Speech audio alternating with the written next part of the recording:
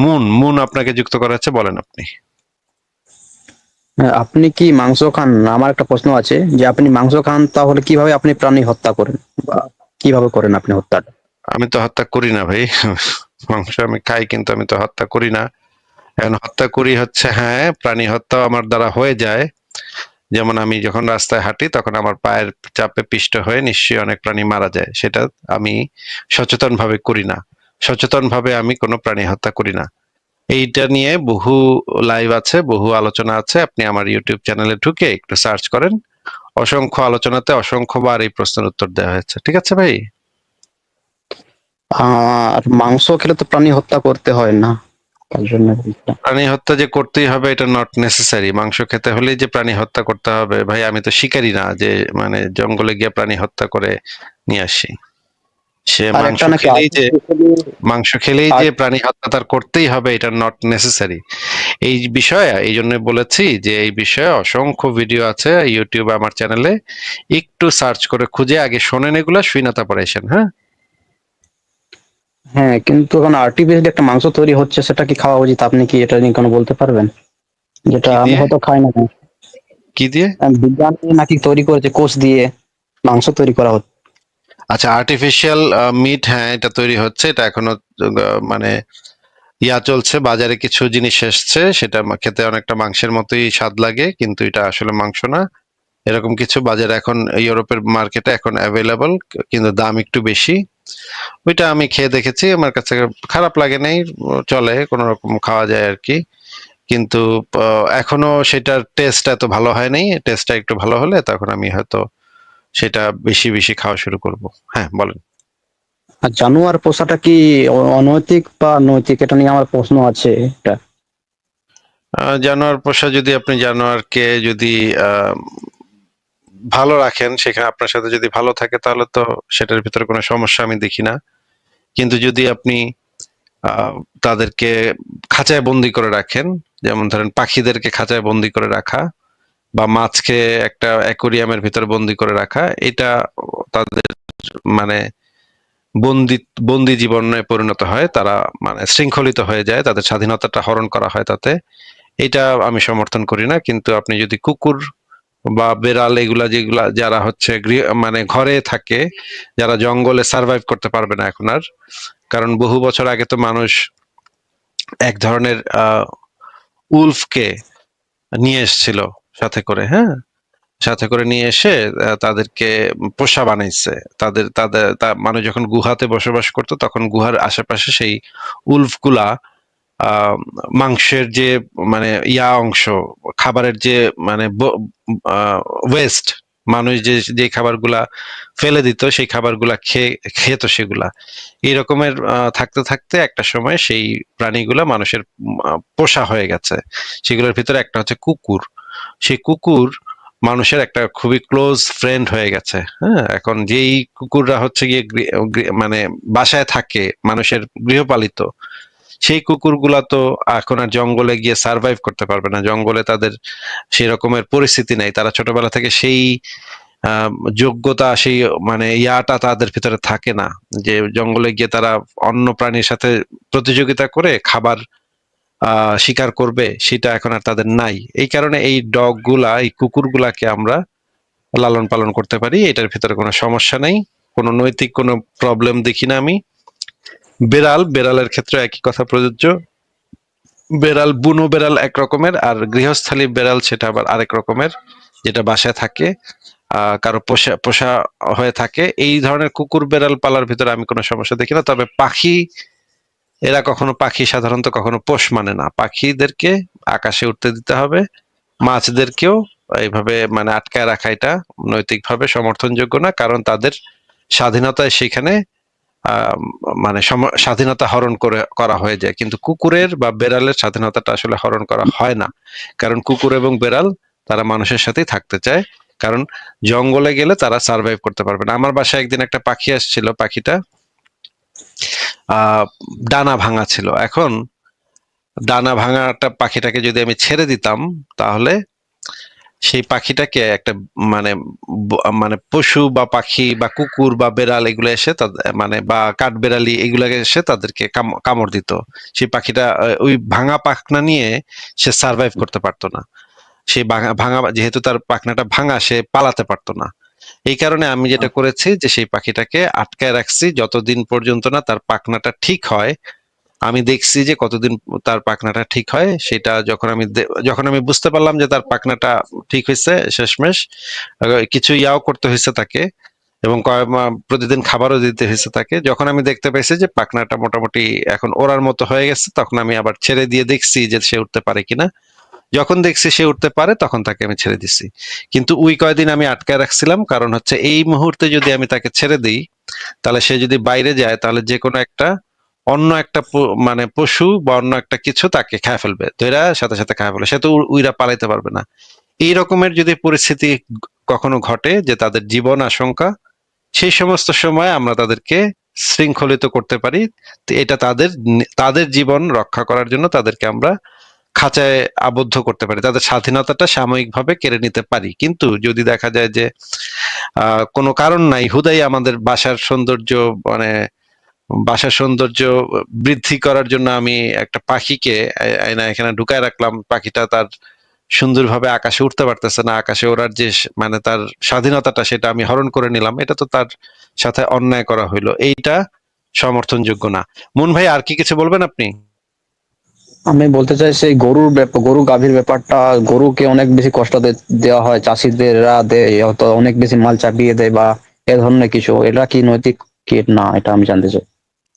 হ্যাঁ, অতিরিক্ত মাল চাপিয়ে দেয়, এটা তো শুধু গরুর ক্ষেত্রে না, যে কোনো প্রাণীর ক্ষেত্রে যদি অতিরিক্ত তাকে ইয়া করা হয় তাহলে তো সেটা অনৈতিক হবে, তার জন্য এটা একটা খারাপ হবে, তাকে কষ্ট দেওয়া হবে, কাউকে তো কষ্ট দেয়। আমরা তো চাই যেন সব মানুষ এবং পশু পাখি সবাই কষ্টহীন জীবন যাপন করুক, সুখী জীবন যাপন করুক, এটি তো আমরা চাই, এটা আমাদের আলটিমেট চাওয়া। কিন্তু ভাই এখন যদি মানে বাংলাদেশের মানে দরিদ্র কৃষক সে যদি একটা গরুকে যদি বেশি চাপায় দেয়, এখন তো সেই কৃষকেরও তো আসলে কিছু করার নাই, কারণ কৃষকও তো দরিদ্র, তারও তো খাইতে হবে। এখন সে হয়তো বেশি বোঝা চাপায় দিছে গরুটার উপর, কিন্তু এখানে আমাদের কৃষকটার পরিস্থিতি, কৃষকটার অবস্থা আমাদের কিছুটা মানে চিন্তার ভিতরে রাখতে হবে, যে সে এই কাজটা করছে, এটা তো তার উপায় নাই, তার তো নিজের সার্ভাইভ করাটা সবচেয়ে ইম্পর্টেন্ট। আমরা তো আরেকটা প্রাণীর সুখের জন্য নিজের সার্ভাইভ করার যে সুবিধা সেটা সাধারণত বিসর্জন দেই না। আমরা আগে নিজে সার্ভাইভ করি, তারপরে আমরা দেখি যে অন্য প্রাণীদেরকে আমরা যদি আহ মানে খুশি করতে পারি বা সুখী রাখতে পারি, তাহলে আমরা সেটা করি। আগে নিজের সার্ভাইভ করতে হয়, এটা প্রত্যেকটা প্রাণীরই একটা ন্যাচারাল ইনস্টিংক্ট, যে নিজের সার্ভাইভ করতে হবে। নিজে সার্ভাইভ না করলে তো আমি আর কারোর কথা চিন্তাই করতে পারবো না। মুন ভাই, তাহলে আজকে আপনাকে বিদায় জানাই, ঠিক আছে ভাই? আমার একটা লাস্ট প্রশ্ন আছে, আমি বলছি যে যারা হিন্দু তারা তো গরুকে মা বলে, কিন্তু তাদের দুধটা অনেকটাই মানে কেড়ে নেয় তাদের কাছ থেকে, বাচ্চাদের অনেক একটু রেখে দেয়, তারা দুর্বল হয়ে যায়। সেটা তো অনেক খারাপ কাজ করে, সেটা আমি সেজন্য হিন্দু ধর্ম ছেড়ে দিয়েছি, এটা আমার মনে হয়। হ্যাঁ, হ্যাঁ, সেটা ঠিক যে মানে বাছুরদেরকে তো তাদের খাবারটা খেতে দেওয়া উচিত। যদি বাড়তি থাকে তখন মানুষ সেখান থেকে বাড়তি ইয়াটা থেকে নিতে পারে, কিন্তু আহ, যেটা ওদের খাবারটা কেড়ে নেওয়া, এটা তো উচিত না। ঠিকই বলেছেন মন ভাই, আপনার সাথে এই বিষয়ে একমত যে তাদের যতটুকু দরকার ততটুকু তো তাদেরকে খেতে দেওয়া উচিত, এরপরে বাড়তিটুকু আমরা ব্যবহার করতে পারি। ঠিক আছে, তাহলে বিদায় জানাই আপনাকে, ঠিক আছে। ঠিক আছে। বলছি ভাই, আপনার অ্যাথিস্টার প্রসেসটা কেমন, মানে বংশগতভাবে নাকি আপনি জানাশোনার মাধ্যমে মানে নাস্তিক হয়েছেন? এটা আল্লাহ পাকের মানে অশেষ রহমত এটা আমার উপরে, যে তিনি আমাকে কোরআন এবং হাদিস এবং তাফসির এবং সিরাত এগুলা আমাকে পড়ার জন্য তৌফিক দান করেছেন। তৌফিক পেয়ে আমি ভালো করে সেগুলো পড়েছি। পরে পরে দেখার পরে আমি দেখতে পেলাম যে নবী ছিল একটা লম্পট লোক, একটা খুনি, একটা ডাকাত, একটা গণহত্যাকারী, একজন ধর্ষক। এই জিনিসগুলো জানার পরে তো ভাই আর ওই ধর্মে থাকা যায় না, তাই না?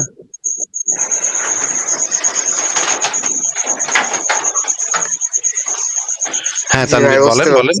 পারছি। জি ভাই, মন এখন ভাই যে, এখন আপনি জি ভাই এখন বলেন। আপনি আমাকে মানে যুক্তি দিতে পারেন যে, বা দলিল চাইতে পারেন যে এই যে আপনি যেটা বললেন এটা প্রমাণ করেন, যে আমার নবী যে খুনি ছিল এটা প্রমাণ করেন। তখন আমি জি হয়তো আপনাকে দেখাবো যে কোথায় কোথায় খুন খারাপি করছে, কোথায় কোথায় মানুষ হত্যা করছে, কোথায় কোথায় নিজে দাঁড়ায় থেকে জবাই করাইছে মানুষকে, নিজেও জবাইতে অংশ নিচ্ছে, মানুষ জবাইতে অংশ নিচ্ছে। এগুলো আমি বের করে করে দেখাবো। আপনি কি দেখতে চান? না ভাই, আমি দেখতে চাই না। আমি আরেকটা এই রিলেটেড প্রশ্ন করছি যে, তিনি যেহেতু এই কাজগুলো করেছেন, কিন্তু মানে ইসলাম প্রচার করার তার মানে যুক্তিটা কি ছিল, স্বার্থ কি ছিল তার, কি জন্য তিনি এই কাজগুলো করেছেন? তিনি কি এর বিনিময়ে কোনো স্বার্থ পেয়েছেন, তাই বলছি। অনেক হাজার হাজার স্বার্থ পেয়েছেন ভাই। একটু বলেন তো ভাই, প্রথমে একটু বলেন তো ভাই যে নবীর বিবি ছিল কয়টা? বিবি আমি শুনি 11, 12, 13 এমন শুনি। আচ্ছা। আর দাসী ছিল কয়টা দাসী? দাসী 2 জন ছিল শুনছি। চারজন ছিল, চারজনের বেশি ছিল। আচ্ছা ঠিক আছে, আপনারটাই মেনে নিলাম, 2 জন ছিল দাসী আর 11 জন বিবি। এখন বলেন তো ভাই, জি 11 জন মানে সে, তার পেশা কি ছিল একটু যদি বলতেন না, সে কি কাজ করতো? সে কি ব্যবসায়ী ছিল কোনো বড়, নাকি কোনো শিক্ষক ছিল, নাকি দার্শনিক ছিল, নাকি ওই সময় তো ব্যবসা বাণিজ্য মানুষ করতো, কবিতা লিখতো, কবিতা লেখাটাও একটা পেশা ছিল, ব্যবসা করা একটা পেশা ছিল, জি আহ কাবা শরীফের রক্ষণাবেক্ষণ করা এটাও একটা পেশা ছিল। তো মোহাম্মদের পেশা তো ছিল রাখা, সে তো রাখাল বালক ছিল তাই না? জি জি, রাখাল বালক ছিল, তারপরে তার ভেড়া চড়াই, স্ত্রীদের থেকে হেল্প পেত, ভেড়া, তারপর চাচার সাথে কিছু ওইটা ব্যবসা করতো শুনছি। ওইটা তো তার ইয়া না, ওইটা তো তার ইনকাম না। মানে মোহাম্মদের জি জি, ইনকাম, রাখাল মোহাম্মদের বালকই নিজস্ব বলে। ইনকাম, মোহাম্মদের নিজস্ব ইনকামটা হইতেছে সে একটা রাখাল বালক ছিল, তার যোগ্যতা ছিল, তার তো শিক্ষা দীক্ষাও ছিল না, যে অশিক্ষিত মূর্খ ছিল, তার যোগ্যতা ছিল ভেড়া চড়ানো, ভেড়া চড়াইতো নাকি? জি জি আচ্ছা, ভেড়া চড়াই না একজন বেটা, সে 11টা বিয়া করছে, 2টা দাসী রাখছে নাকি ভাই? ভাই, ভেড়া চড়াই তো এটা তার মানে পুরো জীবনের একটা নির্দিষ্ট ইনকাম এমন আমি জানি না, কিছু সময় হয়তো চড়াইছে, কিন্তু সব সময় এই কাজই করতো এটা আমি শিওর না। আচ্ছা ঠিক আছে, তাহলে আমরা একটু অ্যানালাইসিস করি, একটু আমি আপনাকে বলি, আপনি শোনেন, আমরা দলিলগুলো বের করবো না, অসুবিধা নেই। মোহাম্মদ তো প্রথম জীবনে তো ভেড়া চড়াইতো 25 বছর পর্যন্ত। এরপরে ওই অঞ্চলের একজন বিখ্যাত মহিলা, যে হচ্ছে খুবই মানে বড় ব্যবসায়ী, খাদিজা নাম, সে জি জি মোহাম্মদকে বললো তার ব্যবসা একটু দেখভাল করতে, তাই না? জি জি তারপরে সে গিয়ে দেখভাল একটু করলো, দেখভাল ভালোই দেখভাল করতেছিল, তখন হচ্ছে গিয়ে খাদিজা দেখলো যে বয়সে ছোট, কম বয়স পোলা, ইয়াং পোলা, খাদিজার তো তখন 40 বছর বয়স নাকি? জি জি তো খাদিজার 40 বছর বয়সী, খাদিজা সে তো একজন মানে বয়স্ক মহিলা, এবং তার 2বার ডিভোর্স হওয়া মহিলা, 2বার ডিভোর্স খাইছে। এই মহিলা একটু বয়স হয়ে গেছে, তার বাচ্চা কাচ্চাও আছে। সে দেখে একটা ইয়াং পোলা মোহাম্মদ, কম বয়সী কচি, এন্ড মোহাম্মদ হইতেছে তার ব্যবসা বাণিজ্য দেখতেছে।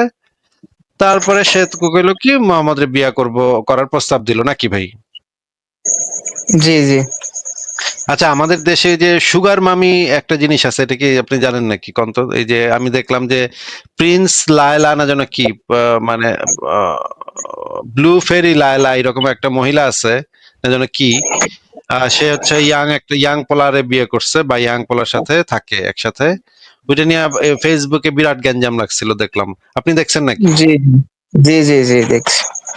ওই যে পিচ্চি পোলাটারে ওই মহিলার ডিভোর্স হয়েছে, মহিলা টাকা পয়সা ভালোই আছে, মহিলা টাকা পয়সার মালিক, সে হইতেছে কচি পোলা দেখলে তার মানে ভাল লাগে, কচি পোলারে নিয়ে এসে থাকতে চায়। তো 18-19 বছর বয়সী কচি পোলা সে ঘরে রাখছে, সে নিজে সুগার মামি হয়েছে, আর ওইটারে পোলাটারে রাখছে হচ্ছে গিয়ে ঘরে নাকি? এরকম তো দেখছেন আপনি? জি মামুন, জি জি মামুন নাম হইতেছে জি জি মামুন, আর দেখছি। ব্লু ফেরি লায়লা না যেন কি নামে, প্রিন্স মামুন আর ব্লু ফেরি লায়লা, এই টাইপের কি যেন।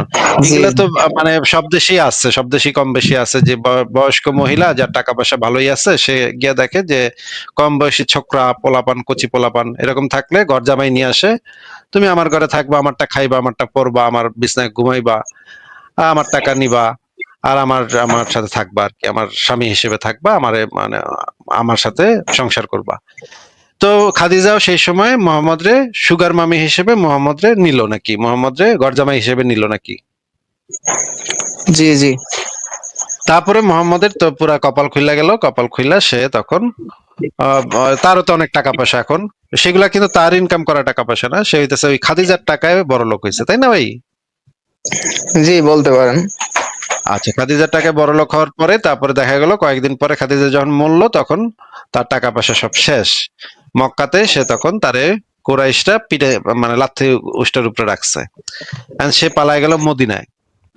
And মদিনায় গিয়ে তার অবস্থা খুবই খারাপ, অর্থনৈতিক অবস্থা খুবই খারাপ, ব্যবসা বাণিজ্য নাই, চাকরি বাকরি নাই, কিছুই নাই, ভেড়াও চড়াইতে পারে না। আচ্ছা, মদিনায় গিয়ে এবং খাদিজার যে টাকা পয়সা ছিল সেগুলো শেষ হয়ে গেছে। আর মদিনায় গিয়ে তার পেশাটা কি ছিল একটু কন্ত দেখি ভাই। ভাই এটা আমার জানা নাই। আচ্ছা, এটাও জানা নেই। মদিনায় গিয়ে তার আর কোনো পেশা ছিল না, তার পেশা ছিল হইতেছে তাইলে ভাই তার পেশা হইতেছে লুটপাট, মানে কাফেরদের মাইরা তাদের মালামাল লুটপাট করে নিয়ে আসতো।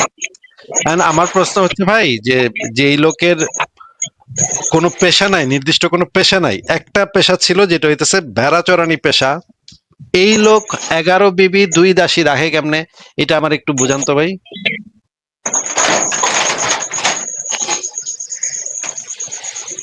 ভাই কিভাবে রাখে, তখন তো তিনি একেবারে নিঃস্ব ছিলেন না, মানে আর তার বিবিদের তো অবশ্যই তিনি নিশ্চয় ছিলেন, হাইফাই অবশ্যই নিশ্চয় ছিলেন, বিলাসী। অবশ্যই নিশ্চয় ছিলেন। যখন মদিনা প্রথম গেছে তখন তার কোনো খাওয়ানোর টাকাও নাই। সে আয়সারে বলছে তুমি পানি গরম করে আমারে দাও, পানি গরম, সে পানি গরম খাইতো। ওই যে একটা খেজুর দুইটা খেজুর এটা নিয়ে নিয়া সবাই মিলা খাইতো। দুধ এক আচ্ছা। বোতল, এক এক পাতিল দুধ দিয়া পুরা মানে 100 জন লোক খাইতো। খায় দুধের ভিতরে পানি মিলায় মিলায় বেশি করতো, বেশি করে তারপর সেই দুধ খাইতো। এতই অভাব ছিল তাদের। হঠাৎ কি কেমনে নবী মোহাম্মদ হঠাৎ করে এত মানে 11 বিবি 2 দাসী রাখার মতো এত টাকা টোকা এত মানে পাইলো কোথায়? এটা তো আসমান ফিরা নামে নাই তো টাকা পয়সা, তাই না ভাই? ভাই একবারে কি তিনি রাখছিলেন? এতগুলো বেবিকে একবারে রাখছিলেন? একবারই একবারই তার 11 বিবি 2 দাসী ছিল। আর হচ্ছে গিয়ে কয়েকটা একটা দুইটা মরছে, তারপর আবার আরো বেশি আরো বিয়ে করছে, বিয়ার সংখ্যা আরো বেশি। বিয়ার সংখ্যা আমি হিসাব করলে 36টা পর্যন্ত পাইছি ভাই। হ্যাঁ, আপনার আমি পরে দেখা মনে যে কি কি বিয়া করছে, কিন্তু একসাথে 11 বিবি 2 দাসী ছিল, এটা আমি আপনার ইনস্ট্যান্টলি দেখাতে পারবো।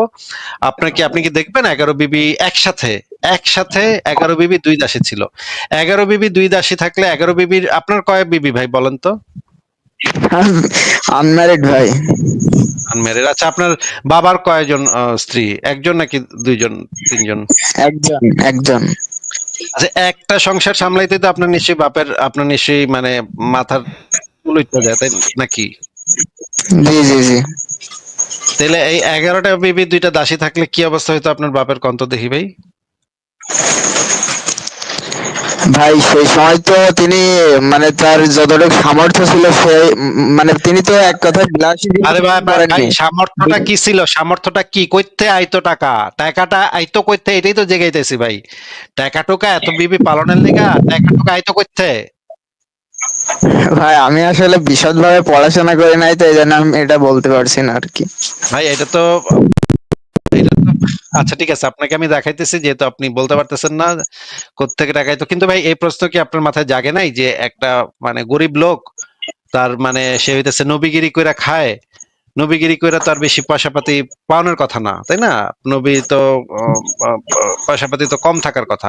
তাহলে এই এত পয়সা পাইতো কোথায়? এতগুলা বিবি পালনের তো পয়সা লাগে ভাই, বিবি পালা তো একটা পয়সার ব্যাপার। আচ্ছা, এই জি হাদিসটা জি একটু আমাদেরকে পড়ে শোনান তো ভাই, এখানে কি লেখা আছে?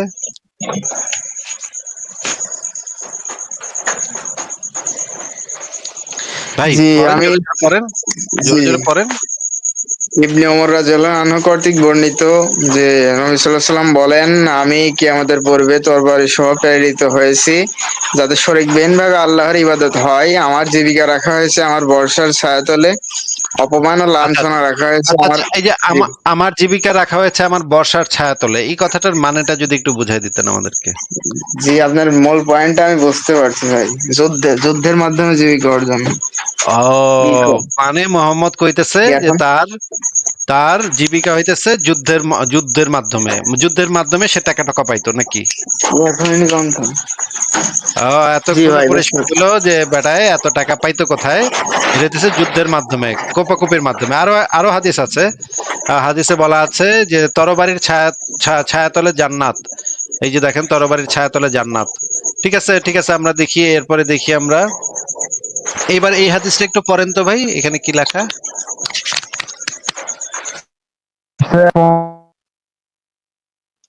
ও রসুলের, তা বন্টনের অধিকার রসুলেরই। আচ্ছা আচ্ছা, এটা হচ্ছে সূরা আনফালের 41 নম্বর আয়াত। মানে হইতেছে যে গনিমতের মাল হিসেবে যা মানে মুসলমানরা পাইবো তার 1/5 রসুলের দেওয়ান লাগবে নাকি? জি জি, মানে 5 ভাগের 1 ভাগ। যদি 5টা দাসী পায় তাহলে একটা দাসী মোহাম্মদ দিব নাকি? ভালো শুনছি। হ্যাঁ, জি জি ভাই। তাহলে 5 ভাগের 1 ভাগ মোহাম্মদ নিজে নিয়ে নিত। আচ্ছা, এবার আমরা দেখি যে নসরুল বারী গ্রন্থে কি লেখা আছে। একটা যুদ্ধে কি পরিমাণ গনিমতের মাল মোহাম্মদ পাইতো তার একটা উদাহরণ আমরা একটু দেখি।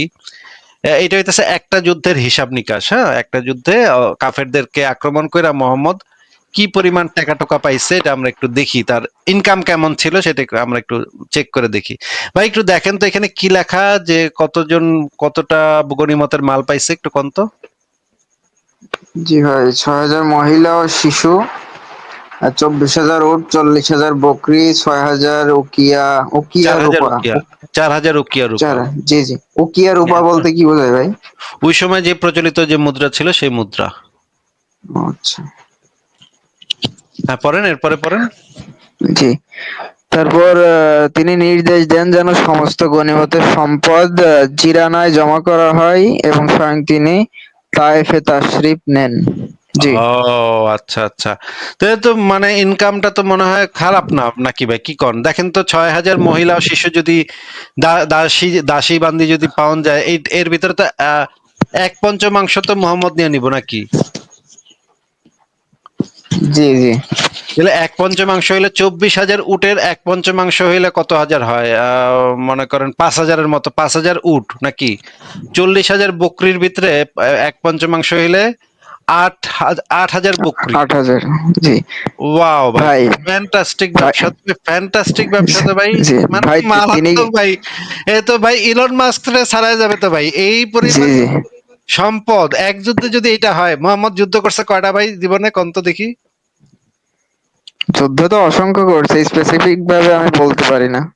আচ্ছা ঠিক আছে, আমরা ধরে নিলাম মানে আচ্ছা, 93 থেকে 97টার মতো যুদ্ধ করছে, তাই না? আহ, তিনি কি সব যুদ্ধে জিতছে? না না, সব যুদ্ধে যেতে নাই, সেটা আপনাকে আমি বলতেছি না, কিন্তু সে যেই যুদ্ধে আসছে সেই যুদ্ধে তার মানে মালামাল কেউ লুট করে নেয় নেই, কাফেরা তার মালামাল লুট করতে পারে নাই বা লুট করে নেয় নেই, ঠিক আছে? সুতরাং তার মাল সেখানে যায় নাই, তার মাল লস হয় নাই। সে আহ, মনে করেন 90টা যুদ্ধ করছে ধরে নিলাম, 90টা যুদ্ধের ভিতরে যদি মনে করেন 70টা জিতছে, 70টা জিতা থাকলে তো 70টা জিতে থাকলে এক একটা যুদ্ধে যদি এই পরিমাণ গনিমত পায় তাহলে তো 70টা যুদ্ধ তো ভাই, এটা তো ইলন মাস্কের, সেই আমলের তো ইলন মাস্ক ছিল সে নাকি? ভাই, সম্পদ হাতানোর জন্য যুদ্ধের প্রয়োজন ছিল কি? অন্য পন্থা তো অবলম্বন করতে পারতেন, ডাকাতি করতে পারতেন, ছিনতাই করতে পারতেন। ডাকাতি তো করছেই, ডাকাতি তো করছে, এই যে মানে কাফের গোত্রগুলোর উপরে অতর্কিত আক্রমণ কইরা তাদেরকে মাইরা তাদের গনিমত, তাদের বিষয় সম্পত্তি সব দখল করে নেয়, এটা তো আমাদের চোখে তো এটা অবশ্যই ডাকাতি।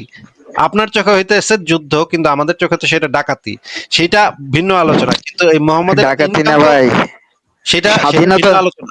সেটা ভিন্ন আলোচনা আমরা করব, অন্য জায়গাতে ভিন্ন আলোচনা করব।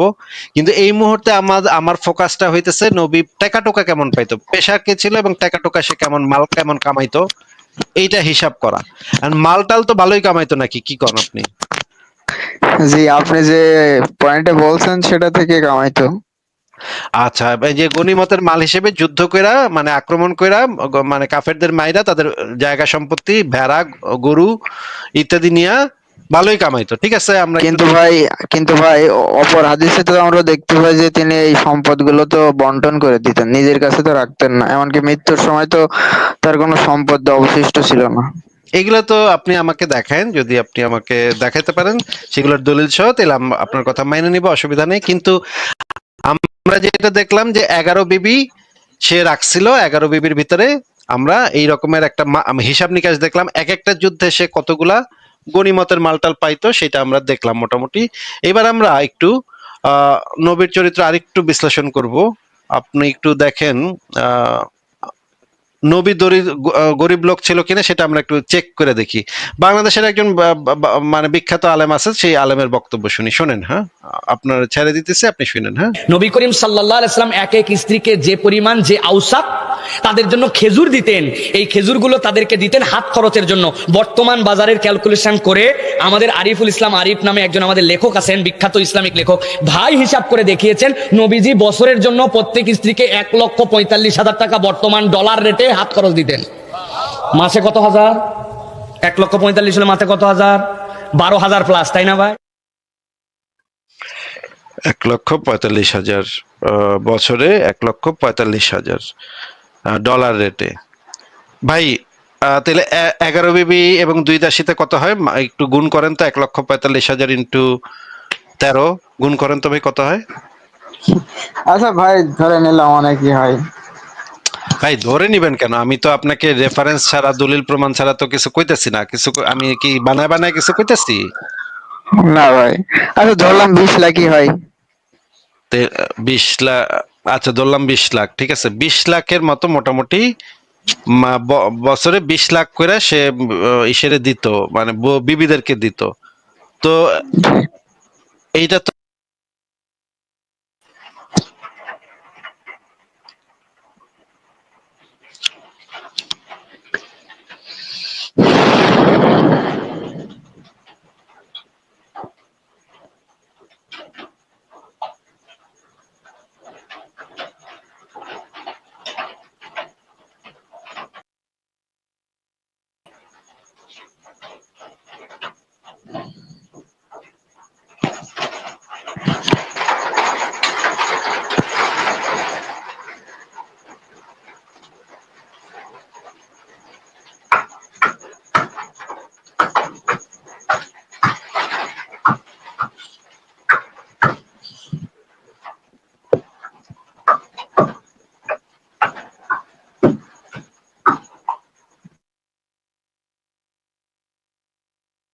বিশ্বনবীর 11টা বউ ছিল।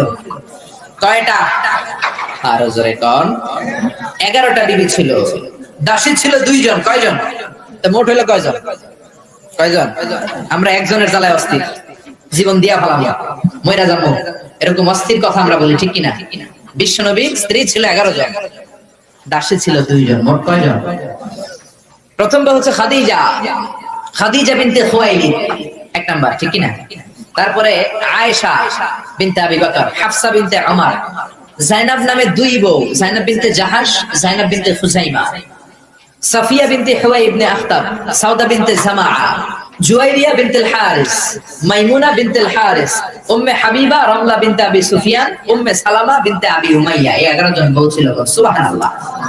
2 জন দাসী ছিল, একজনের নাম রাইহানা বিনতে যায়েদ আন-নাবারিয়া, আরেকজনের নাম মারিয়া বিনতে শামউন আল-কিবতিয়া। চিল্লায় পড়েন আল্লাহু আকবার। অনেক ইহুদি খ্রিস্টান নাস্তিকের দলেরা বলে, নাস্তিকের বাচ্চারা বলে বিশ্বনবী নাকি নারী পূজারী ছিলেন, নারীর দেহভোগ করার জন্য এতগুলো বিয়ে করেছেন। কপাল পোড়া, একটা বিয়ে বিশ্বনবী নিজের মন গড়া করেছেন। কার আদেশে? বলেন কার আদেশে?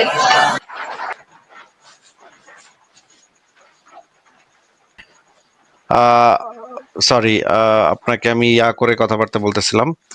আপনি কি শুনতে পাচ্ছেন? জি ভাই, শুনতে পাচ্ছি। তানভীর, আপনাকে আমি যেটা জিজ্ঞেস করতেছি যে বলেন তো, মোহাম্মদ যে এতগুলা যে দাসী ছিল, এই যে 6,000 দাসী যে পাইলো একটা যুদ্ধে, এরকম তো অনেক যুদ্ধেই সে দাসী পাইছে। তো 1/5 তো সে নিজে নিয়ে নিত। এই দাসী এবং মানে খায়বারের যুদ্ধে সে একটা মানে খেজুর বাগান দখল করছিল। এটা কি আপনি জানেন? যেটা সে তার মেয়েরে দিয়ে গেছিল, ফাতিমারে দিয়ে গেছিল। যেটা নিয়ে আবু বকরের সাথে ফাতিমার একটা দ্বন্দ্ব লেগে গেছিল। জানেন আপনি এটা?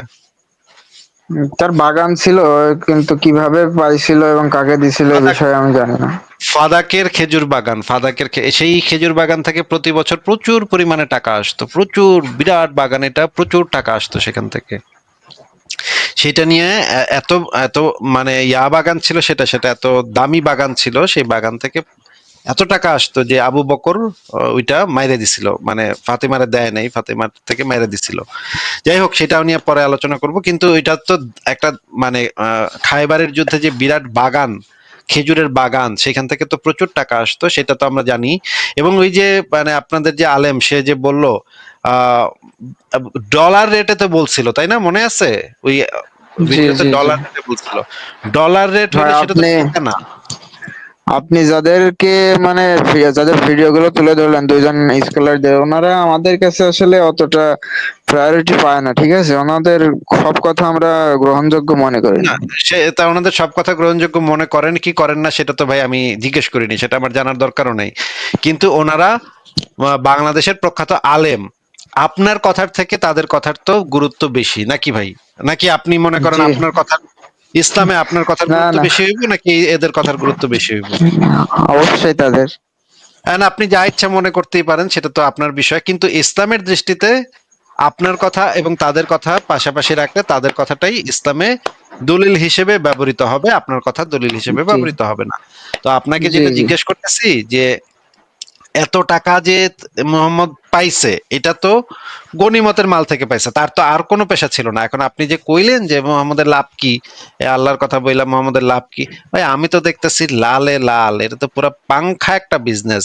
ভারতে একটা বাবা ছিল, রাম রহিম না কি নাম, এটা নাকি 12,000 কোটি টাকা। আপনি শুনছেন নাকি, এই নিউজ পড়ছেন আপনি? না ভাই, পড়িনি। আচ্ছা, রাম রহিম নামক একজন, আচ্ছা আমি একটু দেখি এটার আহ, রাম রহিম বাবা 12,000 কোটি টাকার মালিক, না যেন কি একটা নাম, তার নাম একটু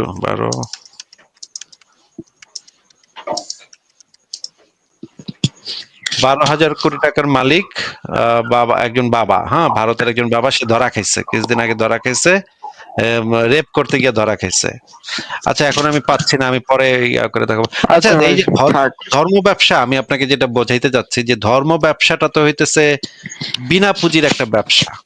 আপনি জাস্ট মানে এই যে দেখেন দেওয়ানবাগি, সায়দাবাদী পীর সাহেব, দেওয়ানবাগি পীর সাহেব, এই পীর সাহেব, ওই পীর সাহেব, এরা এদের কি পরিমাণ টাকা আছে কোন তো দেখি, এদের টাকা পয়সার পরিমাণটা কি কিরকম হইব? দেওয়ানবাগি পীরই ধরেন, টাকা পয়সার পরিমাণ কি হইব? জি ভাই, এদের সম্পর্কে আমি জানি। এই রিলেটেড আমাকে কিছু বলার সুযোগ দেন, 30 সেকেন্ড। হ্যাঁ বলেন। বলছি, তিনি ধর্মের মাধ্যমে সম্পদ হাতে নিয়েছেন, এই কথা যদি বলা হয়, তাহলে তিনি ইসলামকে এবং একক সত্তার ইবাদত করতে হবে এটাকে কেন বেছে নিলেন? যেমন তার পূর্বে যে সকল ধর্ম আসছিল সেই অনুসারে তিনি অন্য মাধ্যমে টাকা ইনকাম করতে পারতেন, কিন্তু একক সত্তার প্রতি তিনি যে গুরুত্ব দিয়েছেন, এটাকে আপনি কিভাবে জাস্টিফাই করেন? একক সত্তার মানে একক সত্তা, এটা তো স্পেশাল কিছু না, এটা এক একজন এক এক রকম কইছে। ঈশ্বর কেমন, ঈশ্বরে তো কেউই দেখেনি, আল্লাহরে তো কেউই দেখেনি, মোহাম্মদ নিজেও তো আল্লাহরে দেখে নাই, তাই না? এক জি একজন এক এক জি ভাবে জি কইছে, যার যার মানে একজন কইছে ঈশ্বরের 10 হাত, একজনে কইছে 4 হাত, একজনে কইছে 2 হাত। এটা তো ভাই কেউ দেখে নাই, যেই আল্লাহরে কেউ দেখে নাই, এটা নিয়ে সারা দুনিয়ার মানুষ ব্যবসা করে যেতেছে, তাই না? 4,500 ধর্ম পৃথিবীতে আছে। এন্ড এ কইছে এর যেহেতু প্রথম স্ত্রী সে ছিল খাদিজা, সেই খাদিজা ছিল আবার একটু খ্রিশ্চানিটির সাথে সম্পর্কিত। খ্রিশ্চানিটি মানে হচ্ছে খাদিজার যে ফুফা চাচাতো ভাই, চাচাতো ভাইয়ের নাম ছিল ওয়ারাকা বিন নওফেল। তিনি ছিলেন জি আরব জি জি আমলের অত্যন্ত বিখ্যাত একজন বাইবেল বিশেষজ্ঞ, একজন একেশ্বরবাদী। ঠিক আছে? তিনি কি ছিলেন ভাই? এক ঈশ্বরবাদী। একেশ্বরবাদী ছিলেন, এবং তিনি ছিলেন বাইবেলের উপর একজন পণ্ডিত। তিনি বাইবেলকে আরবি ভাষা, কোরাইশদের যে আরবি ভাষা, সেই কোরাইশদের আরবি ভাষায় অনুবাদের কাজেও হাত দিছিলেন, কিন্তু কাজটা শেষ করতে পারে নাই। এমন হওয়া খুবই, আমি এটা গ্যারান্টি দিয়ে বলি না, কিন্তু এমন হওয়া খুবই সম্ভব যে মোহাম্মদ তার দ্বারা অনুপ্রাণিত ছিলেন, ভালোভাবে অনুপ্রাণিত ছিলেন। কারণ মোহাম্মদ যখন হেরা গুহায় গিয়া ভয় পাইছিল, তখন খাদিজা তারে সেই ওয়ারাকা বিন নওফেলের কাছে নিয়ে গেছিল। জি, জিজ্ঞেস তারপরে, করেছিল তাকে। হ্যাঁ, তারপরে আবার ওয়ারাকা বিন নওফেল যখন মারা যায়, মারা যাওয়ার পরে অনেক দিন মুহাম্মদের কাছে ওহী নাজিল বন্ধ হয়ে যায়। খুবই আশ্চর্যজনক ব্যাপার হইতেছে, ওয়ারাকা বিন নওফেলের মৃত্যুর সাথে সাথে দীর্ঘদিন মুহাম্মদের কাছে কোনো ওহী নাজিল হয় নাই। এই সময় মুহাম্মদ এতই আপসেট হয়ে যায়, এতই আপসেট হয়ে যায় যে সে পাহাড়ের উপরে গেছিল আত্মহত্যা করতে। আবারও বলি, মোহাম্মদ আত্মহত্যা করতে পাহাড়ের উপরে চলে গেছিল, এটা কি আপনি জানেন কিনা বলেন তো? যে আত্মহত্যার এই বিষয়টা আসলে ঠিক না ভাই, এটা বোঝার ভুল, মানে এটা হাদিসটা এটা সঠিক না আর কি। এটা এটা অবশ্যই হাদিসটা সঠিক, বুখারী শরীফের হাদিস। বুখারী শরীফের হাদিসকে বেঠিক বলার মতো যোগ্যতা তো ভাই আপনার এখনো হয় নাই। এটা আপনি আপনি মানে এই পাকনামিটা করেন না, ঠিক আছে? আমরা একটু দেখি হাদিসটা, সরাসরি বুখারী শরীফ থেকে দেখি। আহ এইটা হচ্ছে বুখারী শরীফের হাদিসটা, সরাসরি বই থেকে। এখানে লেখা দেখেন, এরপর কিছুদিনের মধ্যেই ওয়ারাকার মৃত্যু হয়, আর কিছুদিনের জন্যই ওয়াহি বন্ধ থাকে। এমনকি নবী এই অবস্থার কারণে অত্যন্ত চিন্তিত হয়ে পড়লেন। এমনকি আমরা এ সম্পর্কে তার থেকে জানতে পেরেছি যে তিনি পাহাড়ের চূড়া থেকে নিচে পড়ে যাওয়ার জন্য একাধিকবার দ্রুত সেখানে চলে গেছেন। যখনই নিজেকে ফেলে দেওয়ার জন্য পাহাড়ে পর্বতের চূড়ায় পৌঁছাতেন, তখনই জিব্রিল তার সামনে আত্মপ্রকাশ করে বলতেন, হে মোহাম্মদ, নিঃসন্দেহে আপনি আল্লাহর রাসূল। এতে তার অস্থিরতা দূর হতো এবং মনে সান্ত্বনা, শান্তি পাইতো। সে মনে খুবই অশান্তি ছিল তার, এই কারণে সে পাহাড়ের উপরে গিয়ে লাফ দিত। ঠিক আছে, এইটা মানে এই বুখারী শরীফের হাদিস সহিহ নাকি সহিহ না সেই তর্কে আমি এখন যেতে চাচ্ছি না। আমার মূল পয়েন্টটা হচ্ছে, ওয়ারাকা বিন নওফেলের মৃত্যুর পরে তো তার উপরে ওহী নাজিল দীর্ঘদিনের জন্য বন্ধ ছিল। এখানে কিছুদিনের জন্য লেখা আছে, কিন্তু আমি দেখাইতে পারবো যে এটা হচ্ছে বেশ কিছুদিন, এটা অল্প কিছুদিন না, অনেক দিন। এটা তো আমরা নিশ্চিত হইলাম নাকি? জি জি। তাহলে ওয়ারাকা বিন নওফেলের সাথে ওহী নাজিলের সম্পর্কটা কি ভাই কন্ত? ভাই আপনি কিভাবে মানে সিদ্ধান্তে পৌঁছালেন যে তার সাথে এই ওয়াহিনাজের বিষয়টি কানেক্টেড?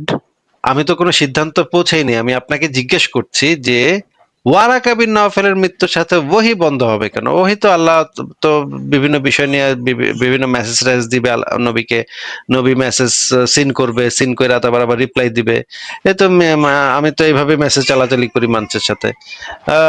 আল্লাহ তো মেসেজ বন্ধ করে দিল কেন? আল্লাহর কি হয়েছিল তখন? যে এটা তো অনেক তার অনেক হিকমা থাকতে পারে, যে মানুষকে তিনি পরীক্ষা করেছেন যে তার এই উপর হিকমাটাই কিভাবে। কি? সেই হিকমাটাই কি এমন অবস্থা পৌঁছাইছে যে নবী একেবারে আত্মহত্যা করতে ছুটায় যাচ্ছে? এমন কি হিকমা এটার ভিতরে যে ওহী বন্ধ করে বসে আছে আল্লাহ? মানুষ কতটা তাকে বিশ্বাস করে সেই হিসাবে হয়তো করেছেন আল্লাহ। এটা মানুষ বিশ্বাস করে, তখন তো কারো কয় নেই, সে তো খালি খাদিজারে কইছে, খাদিজা আর বারাকা বিন নওফেল এই দুইজন জানে। আর হচ্ছে এরপরে সে হচ্ছে গিয়ে আশপাশের ওই যে আলী, আবু বকর এদেরকে কইছে, তখন তো বেশি মানুষ তো জানে না তখনো। এর ভিতরে আবার কি কারে ভাই কি? পরবর্তী প্রজন্মের জন্য বলছি, পরবর্তী প্রজন্মের জন্য একটা শিক্ষা হতে পারে। আল্লাহ হুদাহুদি একটা শিক্ষা, এটা থেকে আমরা কি শিক্ষা পাইলাম যে ওহি বন্ধ করে শিক্ষাটা কি পাইলেন আপনি? একটু শিক্ষাটা কোন তো দেখি। তার মনোবলটা স্ট্রং বলতে পারেন, এটা যে তাকে একটা শিক্ষা দিলেন যাতে পরবর্তীতে তিনি আর এমন না করেন। আল্লাহর পক্ষ থেকে যখন আসবে তিনি তখনই করবেন এমন, তার মনোবলটা স্ট্রং করার জন্য হতে পারে। মনোবলটা স্ট্রং করার জন্য ওহি বন্ধ করে দিছে আল্লাহ নাকি? ওয়ারাকা বিন নওফেলের মৃত্যুর সাথে সাথে ওই আল্লাহ শুধুমাত্র মুহাম্মদের মানসিক শক্তিটা বাড়ানোর লেগে নাকি? ভাই আপনি ওয়ারাকার দিকে ইন্ডিকেট করছেন কেন? আল্লাহ এমনি আরে তো ভাই বন্ধ আমি করে কোথায়, দিয়েছেন। আরে ভাই আমি কোথায় ইন্ডিকেট করলাম? বুখারী শরীফে লেখা ভাই, আমি কোথায় ইন্ডিকেট করলাম? এনে লেখা, এরপর কিছুদিনের মধ্যেই ওয়ারাকার মৃত্যু হয় আর কিছুদিনের জন্য ওয়াহী বন্ধ থাকে। এক লাইনে তো লেখা, এটা দেখেন, দেখতেছেন না আপনি? চোখে দেখতেছেন না? জি জি, দেখছি দেখছি। তাহলে ওয়ারাকেও এটা তো কয়দিন আগেও করতে পারতো বা কয়দিন পরেও করতে পারতো। ওয়ারাকার মৃত্যুর সাথে সাথে ওহী বন্ধ ভাই হয়ে গেল, এখানে সেটা কি? দেখেন, আপনি এখানে কিন্তু লেখা নাই যে ওয়ারাকার মৃত্যুর সাথে সাথে, এখানে দুইটা ঘটনা পাশাপাশি হয়েছে বলে দুইটা ঘটনা তুলে ধরা হয়েছে আর কি, হ্যাঁ, স্বাভাবিক সাথে ভাবে। সাথে সাথে সাথে হয়েছে দেখি তো এখানে একসাথে লিখছে, নিলে সাথে জি সাথে না জি, হলে সেটাই বলছি। পরের প্যারাতে লিখতো যে এর অনেকদিন পরে ওহী বন্ধ হয়ে গেছিল। কিন্তু এখানে তো সাথে সাথে ঘটছে, বোঝাই যাচ্ছে একসাথে ঘটছে দুইটা ঘটনা। আচ্ছা, ঠিক আছে, যাই হোক, আপনি এটার উত্তর দিতে আমার কাছে মনে হচ্ছে যে আপনার উত্তরটা আপনি বসে বসে বানাইতেছেন যে কেমনে কি উত্তর দেওয়া যায় না নাস্তিকের। না না না ভাই, না না না ভাই, বিরাট বিরাট জিনিস বাইর করতেছে, এখন কি উত্তর যে দিমু? আচ্ছা ঠিক আছে, একটা না উত্তর না। দিয়ে দিই। এভাবে আপনি উত্তর দিয়ে দিচ্ছেন, আচ্ছা ঠিক আছে, আপনি আরো চিন্তা করেন এগুলো নিয়ে, অসুবিধা নেই, আমাদের তো সময় শেষ হয়ে যাচ্ছে না চিন্তা করার। তো এই সমস্ত জায়গা থেকে দেখা যায় যে মোহাম্মদ হয়তো বিভিন্ন মানুষের কাছ থেকে এই একেশ্বরবাদের যে কনসেপ্ট, সেই কনসেপ্টটা শিখছিল এবং সেই কনসেপ্টটা শিখে সে বিভিন্ন জায়গায় ছড়ানোর চেষ্টা করছিল। কিন্তু একেশ্বরবাদ প্রচার করলেই যে সে ওই গনিমতের মাল নিত না, বা মানে গনিমতের মাল থেকে সে লাভবান হইতো না, এটা তো বলা যাচ্ছে না। এখন মনে করেন যেই অঞ্চলের মানুষ যেই ধর্ম, সেই অঞ্চলে, আরব অঞ্চলে ইহুদিদের একটা খুবই গুরুত্বপূর্ণ প্রভাব ছিল। ইহুদিরা ছিল সেই অঞ্চলের খুবই ধনী ব্যবসায়ী। এটা কি আপনি জানেন ভাই? এই যে আরব জি জি জি অঞ্চলটা খুবই জি ভাই ধনাঢ্য জানি। ছিল, তারা সুদের ব্যবসা করত, তারা অনেক মানে এই যে এক একটা ইহুদি গোত্র, সেগুলো অনেক ধনী গোত্র ছিল। এই বানু কুরায়জা, বানু কায়নুকা, বানু নাজির, এগুলা ছিল এই যে খায়বারে যে যুদ্ধটা হয়েছিল, সেই অঞ্চলের যে ইহুদিরা, তারা ছিল এই অঞ্চলের ধনাঢ্য গোত্র, বিরাট টাকা পয়সা তাদের। এখন মোহাম্মদের এটা হইতে পারে যে মোহাম্মদ ভাবছিল যে আমি যদি ইহুদি ধর্মের সাথে ইহুদি ধর্মের একটা নতুন নবী হই, তাইলে হয়তো ইহুদিরা যদি আমার মাইনা লয়, তাহলে আমি হয়তো ওর নেতা হইতে পারবো। তাইলে আমি আমারে ওরা নেতা মানলে আমি তো এখান থেকে মানে ভালো ইনকাম হইব, ওইখান থেকে ভালো ইনকাম হইব। কিন্তু পরে দেখা গেল ইহুদিরা তারে মানতেছে না, এই জন্য ইহুদিদের সাথে তার লাইয়া গেল গ্যাঞ্জাম। সে তো ইহুদিদেরকে কনভিন্স করার জন্য কেবলা পর্যন্ত পরিবর্তন করছে। ভাই আপনি কি এটা জানেন যে ইহুদিদেরকে সন্তুষ্ট করার জন্য নবী কেবলা পরিবর্তন করছিল, জানেন? জি জি 16 মাস বা 18 মাস কেবলা পরিবর্তন করে রাখছিল। আমি আপনাকে বের করে দেখাবো, অসুবিধা নেই, সবই আছে। ইহুদিদের আকৃষ্ট করার জন্য মোহাম্মদ কেবলা পর্যন্ত পরিবর্তন করছিল। দেখেন সুনান নাসাই শরীফের হাদিস 489 নম্বর, আমরা রাসূলুল্লাহ সাল্লাল্লাহু আলাইহি ওয়াসাল্লামের সাথে 16 মাস বা 17 মাস বর্ণনাকারী সুফিয়ানের সন্দেহ বাইতুল মুকাদ্দাস অভিমুখী হয়ে সালাত আদায় করি। পরে তাকে নবী সাল্লাল্লাহু আলাইহি ওয়াসাল্লাম কাবার দিকে ঘুরিয়ে দেওয়া হয়। মানে এই 16 মাস 17 মাস সে ইহুদিদের যে উপাসনালয় বায়তুল মুকাদ্দাস, এটার অভিমুখী, এটার দিকে ফিরা নামাজ পড়ছে 16-17 মাস, নাকি?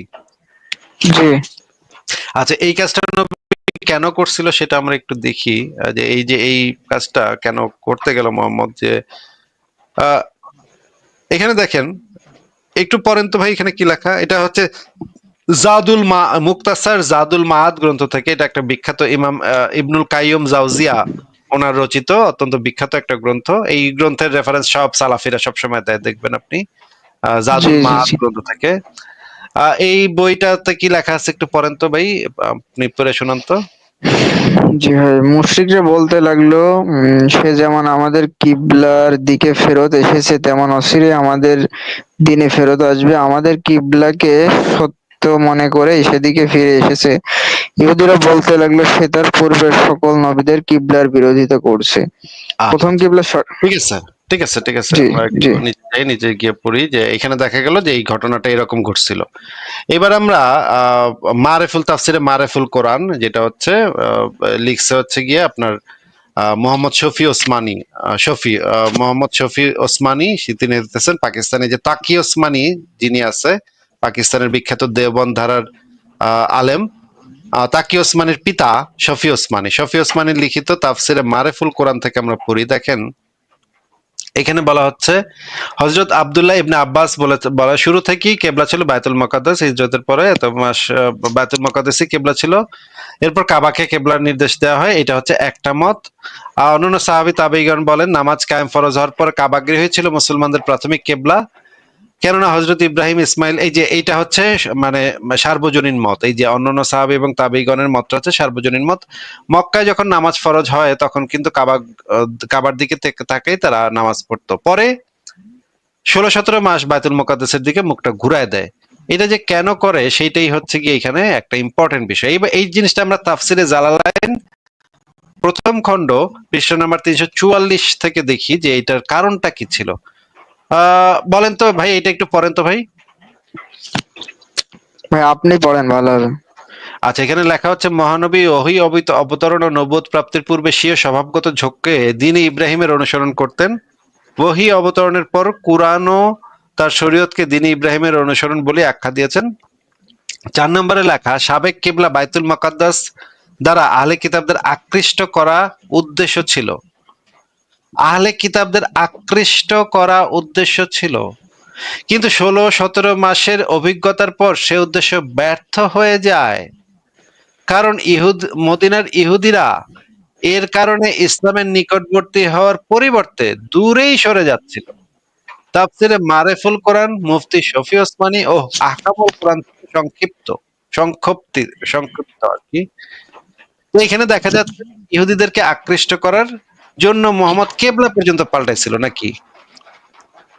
জি জি তাহলে ইহুদিদেরকে আকৃষ্ট করার জন্য যে বেটা কেবলা পর্যন্ত পাল্টাইতে পারে, সে বেটা যদি মনে করেন আমরা যদি ধরে নিই যে মোহাম্মদ একটা টাউট বাটপার নবী, তাইলে তো সে হুদাহুদি ইহুদিদেরকে আকৃষ্ট করার জন্য হুদাহুদি কেবলা পাল্টাইছিল। একবার এদিক একবার ওদিক ফিরা চায়, একবার ওদিক ফিরা নামাজ পড়া, একবার ওদিক ফিরা। এইটা তো, আর যদি আপনি মনে করেন সে আল্লাহর নবী, তাহলে আল্লাহ তো একটা, আল্লাহর তো মাথা নষ্ট, একবার এইদিক কয় একবার ওদিক কয়। আল্লাহ কি জানে না যে এই কেবলা পাল্টায় লাভ নাই, ইহুদিরা আইবো না, মুহাম্মদের দলে আইবো না? এটা কি আল্লাহ জানে না? এই যে উদ্দেশ্য ব্যর্থ হওয়ার পর আবার কাবার দিকে মুখ ঘুরাই দিল আল্লাহ। তাহলে আল্লাহ কি জানতো না ভাই যে এই ইহুদিরা কোনোদিন নবীরে স্বীকার করবো না, নবীরে মানবো না? কি কন আপনি? আল্লাহর এখানে হিকমাটা কোথায়? হিকমা আমি ভাই বিশদ ব্যাখ্যা করতে এখন পারছি না, আচ্ছা, আপনি বলেন। ঠিক আছে। আমি তো এখানে হিকমা দেখতেছি না, আমি এখানে দেখতেছি আল্লাহর বেকুবি। যে আল্লাহ আল্লাহ এবং মানে ইহুদিদেরকে আকৃষ্ট করার জন্য কেবলা ওইদিকে করলো, কিন্তু কি ইহুদিরা পাত্তা দিল না আল্লাহরে। আল্লাহরে মানে দুই পাশে পুষলো না আল্লাহরে। হ্যাঁ, ওই তো তোর আল্লাহ ফাল্লাহ, দূরে থাক। মানে ইহুদিরা পাত্তাই দিল না। আল্লাহ যে এত সুন্দর কেবলা মায়াতুল মুকাদ্দাসের দিকে দিল ইসলাম ধর্মের, পাত্তাও দিল না ইহুদিরা, আবার ফাইজে ঠাট্টা মশকরা করলো।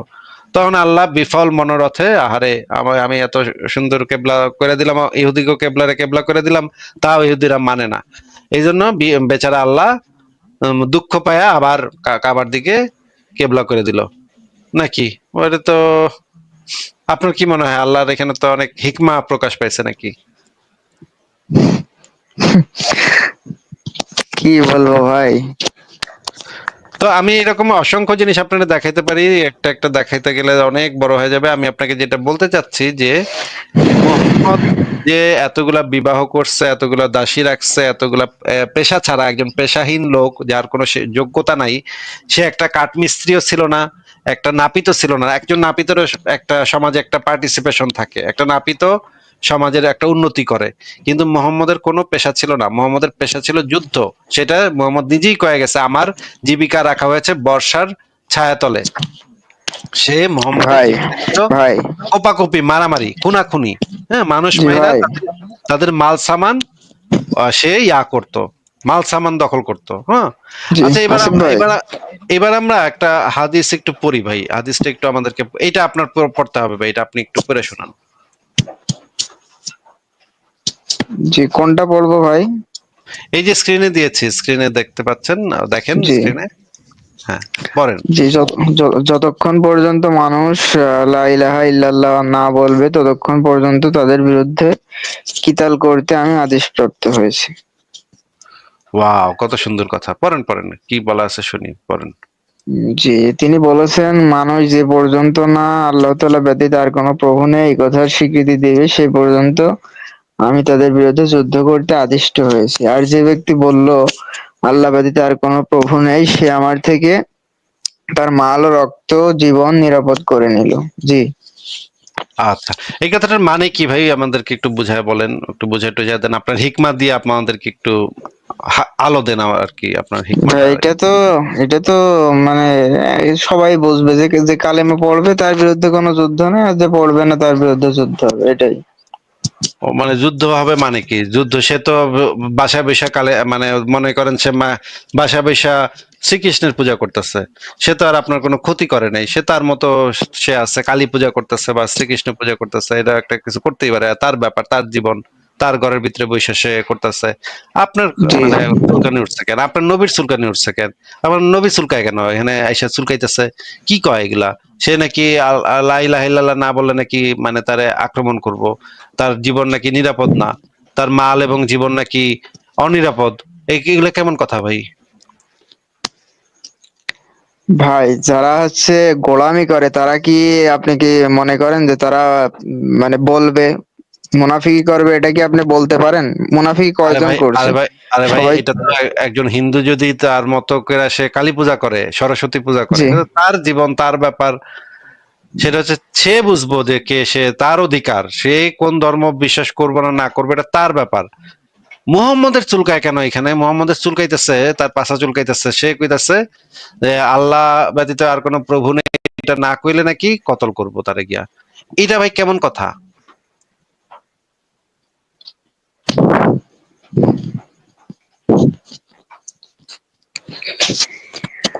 আচ্ছা, এই রিলেটেড আপনি কি বলতে চাচ্ছেন বলেন, একটু আরেকটু বলেন। এই যে রিলেটেড তো এটাই বলতেছে যে এই হাদিসটাই তো সবকিছু কয়ে দিতেছে ভাই। এটা তো জঙ্গিবাদী হাদিস। এই হাদিস যদি এখন আপনি মানে সমাজে মানে অ্যাপ্লাই করেন, আপনারা কি পুলিশ কি আপনার পাছার হাড্ডি ভেঙে দিব না কন্ত দেখি? জি জি ভাই, মানে সত্য জ্ঞান যেটা আপনি মানে মোহাম্মদ আরে সাল্লাল্লাহু আলাইহি ওয়াসাল্লাম যেটা আরে বলছেন, আরে দাঁড়ান আরে আমাকে সত্য, বলতে দেন। প্রত্যেক ধর্মের কাছেই তো তার ধর্মটা সত্য, তাই না? আপনার কাছে যেরকম আপনার ধর্মটা সত্য, হিন্দুর কাছে হইতেছে হিন্দুর ধর্মটা সত্য। হ্যাঁ, কেউ তো এটা আর এটা তো কেউ তো কেউ তো আর নিজের ধর্মটা মিথ্যা এটা মনে করে তো আর বিশ্বাস করে না, নাকি? তানভীর, মানে হিন্দুরা কি নিজের ধর্মটা প্রমাণ মিথ্যা? দিতে তাও হবে না, না। প্রমাণ তো দিতে হবে। তানভীর, ইসলাম তো কোনো প্রমাণ দেয়নি। ইসলাম যেটা বলতেছে যে লা ইলাহা ইল্লাল্লাহ বলতে হইব, না বললে কল্লা ফালাই দিমু, কিতাল করমু। এটা তো নবী সরাসরি আদেশ দিতেছে যে লা ইলাহা ইল্লাল্লাহ কইতে হইব, না কইলে কল্লা ফালাই দিমু, এইটা কইতেছে। জি ভাই, এটা এটা ইসলাম তো কি তিনি ইসলাম ইস্টাবলিশ নবী হিসেবে তিনি নবী হিসেবে ইসলাম আরে নিজে মানে নিজে ইস্টাবলিশড হওয়ার আরে পরে আরে নিজে পরে নিজে নিজে নিজে এস্টাবলিশ হইলে হইব? আমি যদি এখন নিজে নিজে কই আমি আল্লাহ, এবং আমি যদি কয়েকটা নাস্তিক পোলাপানরা একত্র করে কই হ তোরা আমার আল্লাহ ডাকবি, তাহলে আমরা নিজেরা নিজেরা প্রতিষ্ঠা করলে হইব? এটার একটা প্রমাণ দেওয়া লাগবো না? কি প্রমাণ আছে? আচ্ছা কোন আপনার নবী কি প্রমাণ দিছে, আপনার আল্লাহর কি প্রমাণ দিছে? বা এই যে অসংখ্য কোরআন হাদিস এইগুলোই তো প্রমাণ করে, এবং তেলে নিদর্শন অনেক। তেলে তেলে তেলে তো ভগবত গীতা এগুলো তো ভগবানের প্রমাণ। বাইবেল তো হইতেছে যিশু খ্রিস্ট যে গড, এটার প্রমাণ। ত্রিপিটক হইতেছে গৌতম বুদ্ধের প্রমাণ। এরকম তো 1000 মানে গ্রন্থ আছে ভাই, 1000 ধর্ম আছে, 1000 গ্রন্থ আছে। যার যার ধর্ম শেষে তো কইবে আমার গ্রন্থটাই আমার ঈশ্বরের প্রমাণ। তাইলে তো এটা তো হইলো না, এটা তো কোনো যুক্তি হইলো না। এবার শুনতে পাচ্ছেন? না এখন আর শুনতে পাচ্ছি না। হ্যালো কি বললেন বলেন? ভাই, শুনতে পাচ্ছেন? হ্যাঁ শুনতে পাচ্ছি। কোরআন যে আল্লাহর প্রমাণ, জি এটা আপনার দাবি হইতেছে কোরআনটাই হইতেছে আল্লাহর প্রমাণ নাকি? জি জি জি। তাহলে তো ভাই বাইবেলটা যীশু খ্রিস্টের প্রমাণ হইতে পারে, এখন ত্রিপিটক হইতে পারে গৌতম বুদ্ধের প্রমাণ। এটা তো যে কেউ কইতে পারে যে এটা আমার প্রমাণ। এখন যদি না মনে ভাই, করেন এই আমি একটা গ্রন্থ লিখা কই যে আমি হইতেছি আল্লাহ, এই সেই লেখা, যে এই লেখাতে কোনো সন্দেহ নাই। আমি যদি একটা মানে মনে করেন লেখা লিখলাম, এই সেই লেখা, যে লেখাতে কোনো সন্দেহ নাই।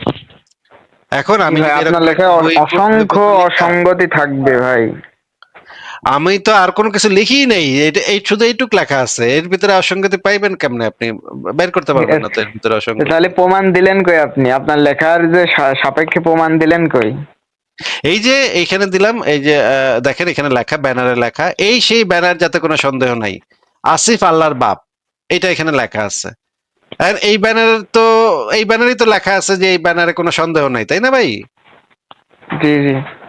তাহলে তো এই ব্যানারে তো নিশ্চয়ই কোনো সন্দেহ থাকতেই পারে না, যেহেতু এই ব্যানারে লেখা আছে এটা। আর এই ব্যানারে এটাও লেখা আছে আসিফ আল্লাহর বাপ, তাহলে তো প্রমাণ হইলো যে আসিফ আল্লাহর বাপ নাকি? একটা কথা থেকে প্রমাণ হয় ভাই। তো একটা কথা, এই এই ব্যানারে তো এটা লেখা আছে যে এই ব্যানারে কোনো সন্দেহ নাই, তাহলে তো কোনো সন্দেহ তো নাই তাইলে। হ্যাঁ, সন্দেহ যে নাই এইটার সাপেক্ষেও তো প্রমাণ দেয়া লাগবে। আরে ভাই এটা তো এই প্রমাণ তো দিতেছি আমি, এই যে এইখানে ব্যানারই তো এটা লেখা আছে যে এই সেই ব্যানার, যাতে কোনো সন্দেহ নেই, এটা তো এই ব্যানারই তো লেখা, তো প্রমাণ দিলাম না আচ্ছা, আপনারে। ব্যানারটা তো সত্য দেখতে পাচ্ছি, ব্যানারে কি লেখা সেই সাপেক্ষে প্রমাণ দেন। আরে ব্যানারের সেইটার প্রমাণটাই তো এই ব্যানারটা, যে এই ব্যানারে লেখা আছে, এই ব্যানারে কোনো সন্দেহ নাই। আমি আপনাকে এই কথাটা বলতেছি এইটা বোঝাবার জন্য যে আপনি আপনার আল্লাহর প্রমাণ হিসেবে যখন কোরআনকে নিয়ে আসতেছেন, এইটাকে বলা হয় যুক্তিবিদ্যার ভাষায় এটাকে বলা হয় সার্কুলার রিজনিং, চক্রাকার কুযুক্তি। ঠিক আছে? আপনার আল্লাহর প্রমাণ কি? আল্লাহর প্রমাণ হইতেছে কোরআন। কোরআনের প্রমাণ কি? কোরআনের প্রমাণ হইতেছে আল্লাহ। আল্লাহর প্রমাণ কি? আল্লাহর প্রমাণ হইতেছে কোরআন। কোরআনের প্রমাণ কি? কোরআনের প্রমাণ হইতেছে আল্লাহ। এইটা একটা না আরেকটার উপরে নির্ভরশীল, যেই কারণে এই দুইটার কোনোটাই প্রমাণ হিসেবে বিবেচ্য হইতে পারে না। মনে করেন আপনারা যদি আমি বলি কলিমুদ্দিনের বাসা কই ভাই, আপনি কইলেন কলিমুদ্দিনের বাসা হইতেছে রহিমউদ্দিনের বাসার সামনে। আমি কইলাম তাহলে রহিমউদ্দিনের বাসা কই, আপনি কইলেন রহিমউদ্দিনের বাসা হইতেছে কলিমুদ্দিনের বাসার সামনে। তখন আবার জিজ্ঞেস এলাম তাহলে কলিমুদ্দিনের বাসা কই, আপনি কইলেন রহিমউদ্দিনের বাসার সামনে। তার মানে আপনি আমাকে কোনো উত্তরই আসলে দিতেছেন না, আপনি আমারে চক্রাকার ঘুরাইতেছেন, যেটা আমি কোনো ঠিকানাই খুঁজে পাইতেছি না এখান থেকে, যে রহিমউদ্দিনের বাসাই বা কই, করিমউদ্দিনের বাসাই বা কই, আমি জানতে পারতেছি না। কারণ আপনি কইতেছেন একজনের বাসা আরেকজনের বাসার সামনে, কিন্তু ঠিকানা দিতেছেন না। এইটা দ্বারা আমরা নির্ণয় করতে পারি না কলিমুদ্দিন কই থাকে আর রহিমউদ্দিন কই থাকে। এইটাকে বলা হয় চক্রাকার কুযুক্তি, যেটা একটা আরেকটার উপরে নির্ভরশীল, যেটা দ্বারা কোনোটাই প্রমাণ হয় না। আপনি যখন কোরআনকে আল্লাহর প্রমাণ হিসেবে আনতেছেন, সেটা দ্বারা তো আল্লাহর প্রমাণ হয় না। আপনি কি আমার কথা বুঝতেছেন কিছু? জি জি জি জি আসলে আজ আমি মানে অপ্রস্তুত ছিলাম তো, মানে লাইভ আসার কোনো ছিল না, সামনে আসলো লিঙ্কটা, এই জন্য আমি যুক্ত হলাম। তো আমার আরেকটি প্রশ্ন ছিল, এটা করে আমি বিদায় নিতে যাচ্ছি। আমার চার্জ কম তো, আর লাইভে অসংখ্য আচ্ছা, তাহলে আজকে আর প্রশ্ন লোকজন। করেন না, আপনি আজকে আর তাহলে আর আরেক কোনো প্রশ্ন ছোট্ট করেন প্রশ্ন, না ভাই। ছোট্ট প্রশ্ন ভাই, না, ছোট একটা প্রশ্ন ছোট্ট করলেও সেটার উত্তরটা যে ছোট হবে এমন তো কোনো কথা নেই ভাই। ছোট প্রশ্ন হয়তো ছোট আপনার প্রশ্ন ছোট ছোট, হবে আশা করি ভাই। রিভেঞ্জ কিন্তু নিয়ে, রিভেঞ্জ। আচ্ছা বলেন, ঠিক আছে বলেন। আপনি কি রিভেঞ্জে বিশ্বাস করেন? মানে ন্যাচারাল রিভেঞ্জে যদি বিশ্বাস করেন তাহলে না, যে আমরা পশু ন্যাচারাল বিশ্বাস করেন? না, ন্যাচারাল রিভেঞ্জ বলে কিছু হয় না। জি, তাহলে আমরা এই যে মানে লোকজন বলে যে অমুকজন মানে পশু হত্যা আর কি, যেগুলো আমরা খাই, যার মাংসগুলা, তো এইগুলো হত্যা করলে সমস্যা কোথায়? বা পশু এগুলা প্রাণীকে হত্যা যে করলে এই যে সমস্যা হচ্ছে, খাঁচায় বন্দি করার এগুলা বিষয়টা বললেন। এগুলা এগুলা হত্যা করলে সমস্যা হচ্ছে সেই প্রাণীদের কষ্ট হয় এবং আমরাও কষ্ট ফিল করি। আমাদের পরিবারের একজন জি সদস্যকে যদি একটু কথাটা শুনে নেন, জি জি আমাদের জি পরিবারের জি কোনো সদস্যকে যদি মনে করেন আমাদের থেকে উন্নত কোনো প্রাণী পৃথিবীতে আইলো, এলিয়েন, অন্য জি গ্রহের প্রাণী, তারা আইসা আমার বাচ্চাটারে ধইরা খাওয়া শুরু করলো বা আমার বাচ্চাটারে বাজারে নিয়ে বিক্রি করা শুরু করলো, যে এইটা তাদের কাছে আমরা তখন হয়ে গেলাম গরু ছাগলের মতো, হ্যাঁ, জি পশুর মতো। যে এটা তো তারা কইতেছে এগুলো তো বুদ্ধি নাই, এগুলা এই সমস্ত প্রাণীর বুদ্ধি নাই, ঘরের ভিতরে তাদেরকে পালবো আমরা, ঘরের ভিতরে মানে বাগানে এদেরকে বাইন্ধা রাখবো, তারপরে যেদিন আমাদের বাসায় মেহমান টেমান আসলে এটা একটা আল্লাহু আকবার কইরা খায়া ফেলাবো। হ্যাঁ, তাদের হয়তো মানে হয়তো আরেকটা গড় আছে, সেটার নাম কাল্লাহু আকবার মনে করেন, সেই কাল্লাহু আকবরের জি নাম দিয়া তারপর তার জবাই দিয়া খায়া ফেলাইবো। এইরকম যদি ঘটে তাহলে সেটা আমরা কোনো একটা বিষয়ে নৈতিক নাকি অনৈতিক সেটা নির্ধারণ করার একটা পদ্ধতি হচ্ছে সেটা ভিকটিমের জায়গাতে আপনি নিজেকে বসাইবেন। ভিকটিমের জায়গাতে নিজেকে বসায় সিনারিওটা কল্পনা করবেন যে এই ঘটনাটা যদি আমার সাথে ঘটে, আমার পরিবারের সাথে ঘটে, তখন আমার কাছে কেমন লাগবে। এইটা যখন আপনি চিন্তা করেন তখন আপনি বুঝতে পারেন যে এইটা তো আপনার কাছে ভালো লাগবে না জিনিসটা। আপনার পরিবার, আপনার মাকে যদি এরকম করা হয় বা আপনার বাবাকে যদি এরকম করা হয়, আপনার সন্তানকে যদি এরকম করা হয়, তখন তো জিনিসটা আপনার কাছে মোটেও পছন্দ হবেন না, আপনি তো সুখী হবেন না সেটাতে, তাই না? আপনি অসুখী হবেন। এই জিনিসটা যখন আমরা বুঝতে পারি তখন আমরা এটাও বুঝতে পারি যে একটা পশুর বাচ্চাকে যদি আপনি পশুটার থেকে ছিনায় নিয়ে আসেন, তাহলে পশুটারও সেই একই কষ্ট হয়। এই কষ্টটা আমরা তাদেরকে দিতে চাই না, তাদের এই কষ্টটা হয়, আমাদেরও যেহেতু এই কষ্টটা হয়, আমাদেরও বুকের ভিতরে কষ্ট লাগে। এই জিনিসটা যখন আমরা ফিল করি তখন আমরা আরেকজনের প্রতি এমপ্যাথি তৈরি হয় আমাদের। মানুষ যখন নিজেও সেই কষ্টটা ফিল করে, তখন আরেকজন যখন কষ্টটা ফিল করতেছে তখন তার প্রতি একটা এমপ্যাথি মানুষের তৈরি হয়, তার প্রতি একটা সহমর্মিতা তৈরি হয়। আপনি যদি কখনো না খায় থাকেন, না খায় থাকার ফলে আপনার পেটে যদি কষ্ট হয়, তখন আপনি আরেকজন ক্ষুধার্ত মানুষের কি কষ্টটা হয় সেইটার এমপ্যাথিটা আপনার ভিতরে জাগ্রত হবে, যে আরেকজন মানুষেরও তো এই কষ্টটা হইতেছে। এইটা মানুষের একটা মানে এটার প্রত্যেক প্রাণীরই একটা স্বভাবগত বৈশিষ্ট্য, যে মানুষ এইভাবে অন্যের কষ্টটাও ফিল করার চেষ্টা করে, অন্যের কষ্টটাও বোঝার চেষ্টা করে। এইখান থেকেই আমরা বুঝতে পারি যে আমার যেরকম কষ্ট হয়, আমি কেন ভারতে একটা বোমা মারবো না, কারণ ভারতের কেউ আমার দেশে বোমা মারলে আমার পরিবার মারা যেতে পারে। এই কারণে আমি ভারতের সাথে গ্যাঞ্জাম করব না। ভারতের মতো থাকুক, আমি আমার মতো থাকি। আমি আমার প্রতিবেশীর বাসায় ডাকাতি করবো না, কারণ প্রতিবেশীর বাসায় ডাকাতি করলে প্রতিবেশীও একদিন আমার বাসায় এসে ডাকাতি করতে পারে, ডাকাতি করতে গিয়ে আমার পরিবারের সবাই মেরে নিতে পারে। এই জন্য আমিও যেন শান্তিতে থাকি, আমার প্রতিবেশীও যেন শান্তিতে থাকে। ভাই দুইজনের আমার ভিতরে যদি আশঙ্কা না থাকে ভাই, আমার যদি আশঙ্কা না থাকে যে আমার প্রতিবেশী আমাকে ডাকাতি করবে, সেক্ষেত্রে আমি যদি ডাকাতি করি সমস্যা কোথায়? হ্যাঁ, এরকম তো অনেকে করে যে সেই আশঙ্কাটা তারা করে না, সেই কাজটা তারা করতে যায়, তারা চুরি করতে যায়, তারা ডাকাতি করতে যায়, তারা রেপ করে। এই কারণেই তো মানে পৃথিবীর বিভিন্ন দেশে এই অপরাধ গুলা সংঘটিত হয়। সেইগুলাকে ট্যাকেল জি করার জন্য সমাজে যেন সেই জিনিসগুলা ছড়ায় না পড়ে, সেইগুলাকে ট্যাকেল করার জন্য আমরা রাষ্ট্র তৈরি করছি, আইন তৈরি করছি, বিচার ব্যবস্থা তৈরি করছি, পুলিশ তৈরি করছি।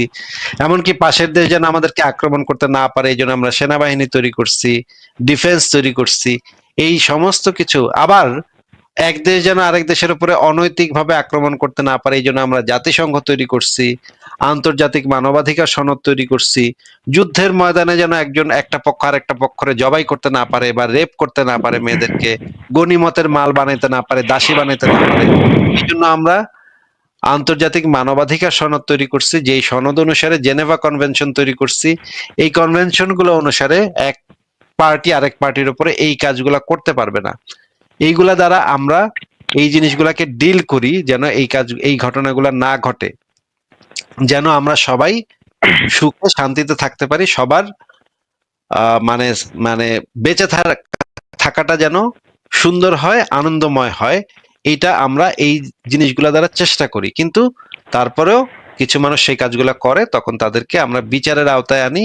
বিচারের আওতায় এনে তাদেরকে একটা বিচার করি এবং চেষ্টা করি তাদেরকে যেন আবার এই জিনিসটা শিক্ষা দেওয়ার মাধ্যমে, তাদেরকে যদি আমরা এই জিনিসটা শিক্ষা দিতে পারতাম, এই এমপ্যাথি জিনিসটা যদি আমরা শিক্ষা দিতে পারতাম, একজন মানুষের আরেকজন মানুষের প্রতি সহমর্মিতা, একটা প্রাণী আরেকটা প্রাণীর প্রতি সহমর্মিতা, এই জিনিসগুলো যদি আমরা আরো ভালোভাবে শিক্ষা দিতে পারতাম, তাহলে হয়তো আমাদের সমাজটা আর একটু বেটার হইতো। যেই সমাজটা আমরা ইউরোপে এখন দেখতে পাই, ইউরোপে আপনি একটা কুকুরকে লাথি দিতে পারবেন না, আপনাকে পুলিশে ধরে নিয়ে একেবারে মানে আপনার খবর করে লাইব, আপনার একেবারে শেষ। কিন্তু মানুষের বেলায় তো কেয়ার করে না ভাই, এটা দুঃখজনক।